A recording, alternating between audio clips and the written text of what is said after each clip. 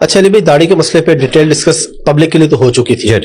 امام کا مسئلہ بتائیں کہ اگر چھوٹی داڑھی والا ہے یا کلین شیو ہے، اس کے پیچھے نماز ہو جاتی ہے یا کچھ خاص کنڈیشن میں ہو جاتی ہے یا ہمیشہ ہی ہو جاتی ہے؟ آپ کا کیمرہ سچ سن لے گا؟ بالکل سنے گا انشاءاللہ. اور لاسٹ ٹائم بھی آپ کو پتا ہے، آپ نے پوچھا تھا کہ سچ برداشت کریں، الحمدللہ سب چلا. ہم جس طرح کئی مواقع کے اوپر علماء کو علمی دعوت فکر دیتے ہیں، یہاں پہ بھی دیں گے کہ ہمیں وہ حدیث بتائیں جس میں لکھا ہے کہ داڑھی جو ہے وہ امامت کی شرط ہے. مجھے بتائیں، داڑھی مڈانا بڑا گناہ ہے یا جھوٹ بولنا بڑا گناہ ہے؟ جھوٹ بولنا قرآن میں لعنت آئی ہے، وعید آئی ہے. اگر جھوٹ بولنے والے علماء ممبروں پر بیٹھ سکتے ہیں اور ہمیں نمازیں پڑھا سکتے ہیں تو بغیر داڑھی والے کیوں نہیں پڑھا سکتے؟ یہ میں نے ایک الزامی بات کے طور پہ آپ کا دماغ کھولا پہلے. ٹھیک ہے. غیبت اس سے بڑا گناہ، بے شک. چغلی، بے شک. ایسی جھوٹی حدیثیں بیان کرنا، نبی الاسلام پہ جھوٹ باندھنا، جو بخاری مسلم میں حدیث ہے کہ اپنا مقام جہنم میں دیکھ لے، وہ ممبروں پہ آگے بیان کرنا. ان کے پیچھے تو ہم نمازیں پڑھ رہے ہیں اور ہم نے اپنا دین ٹخنوں سے اوپر شلوار کرنے پہ اور داڑھی کے اندر گھسا دیا. یقیناً یہ سنتیں ہیں، میں اس پہ عامل ہوں.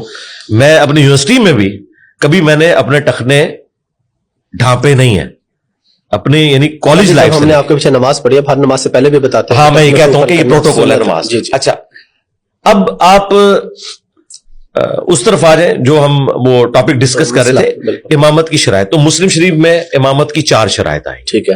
نمبر 1، امام تم میں وہ ہوگا جس کے پاس قرآن کا علم سب سے زیادہ ہوگا. ٹھیک ہے. قرآن کے علم سے مراد قرآن کی قرات بھی ہے اور اس کا نالج بھی. اچھا، یہ عمل کی کہیں پہ بات نہیں ہو رہی. ٹھیک ہے. ظاہر عمل تو ہر بندے کا اپنا ہے نا جی. بے شک. میں کیسے کسی کو جج کر سکتا ہوں کہ یہ جو حافظ قرآن ہے یہ قرآن پہ اسی طرح عمل کر رہا ہے جیسا کہ کرنے کا حق ہے؟ مجھے کیا پتا وہ اپنی خلوت میں کیا ہے. اچھا. نمبر 2، قرآن کے علم میں بھی برابر ہو تو سنت کا علم. ٹھیک ہے. سنت میں بھی برابر ہو تو جس نے پہلے ہجرت کی ہے، یعنی جو اسلام میں سینئر ہے. ٹھیک ہے. اگرچہ وہ عمر میں چھوٹا ہو. ٹھیک ہے. اور اگر اس میں بھی برابر ہے تو پھر چوتھی شرط میں ہے کہ جو عمر میں بڑا ہو، لیکن یہ چوتھے نمبر پہ. ٹھیک ہے. تو امامت کی 4 شرائط میں نہ داڑھی آتی ہے نہ اور کوئی چیزیں. یہاں پہ داڑھیوں والے قرآن غلط پڑھتے ہیں. اب مجھے بتائیں، اگر آپ قرآن غلط پڑھ رہے ہیں، سورۃ الفاتحہ آپ کو صحیح طریقے سے نہیں آتی اور آپ کی داڑھی اور پگڑی دیکھ کر آپ کو امامت پر فائز کر دیا جائے تو آپ تو اس کے اہل ہی نہیں ہیں. اس کی بجائے اگر آپ کلین شیو ہیں اور قرآن آپ کو اچھا آتا ہے تو آپ اہل ہیں. اچھا، یہ ساری بیماری سب کانٹیننٹ کی ہے. عربی کبھی نہیں دیکھتے داڑھی ہے یا نہیں ہے. ہاں، سعودی عرب میں آپ چلے جائیں، اس لیے کہ میرے بھائی وہاں دین گوالوں نے نہیں نہ پہنچایا، وہاں ڈائریکٹ دین آیا ہوا ہے.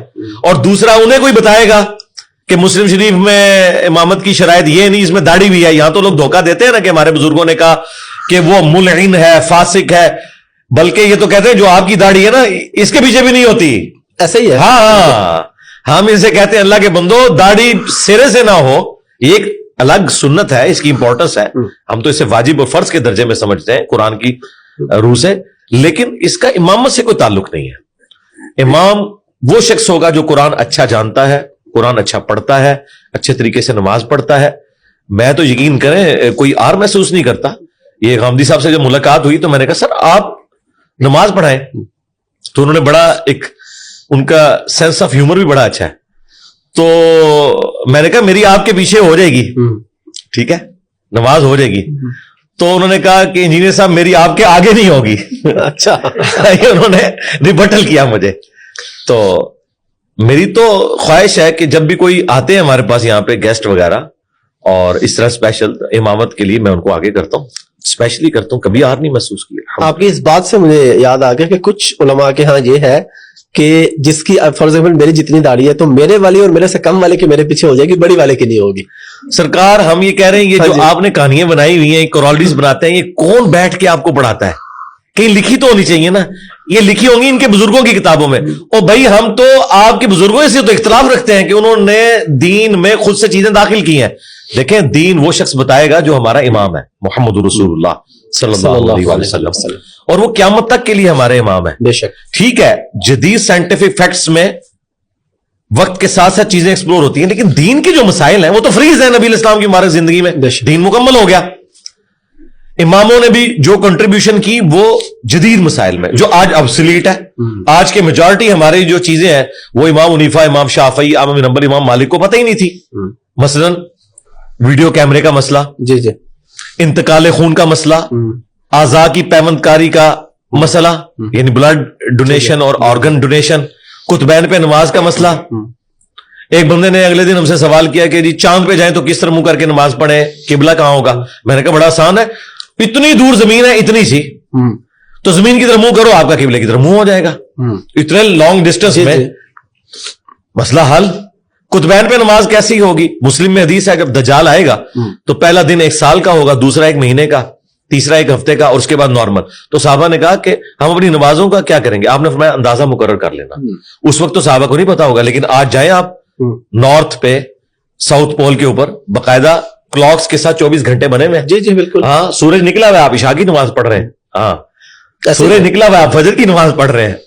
سورج غروب ہے اور آپ ظہر کی نماز پڑھ رہے ہیں. تو یہ دیکھیں نا, اللہ تعالیٰ نے حالات و واقعات فیوریبل کر دیے, الحمدللہ.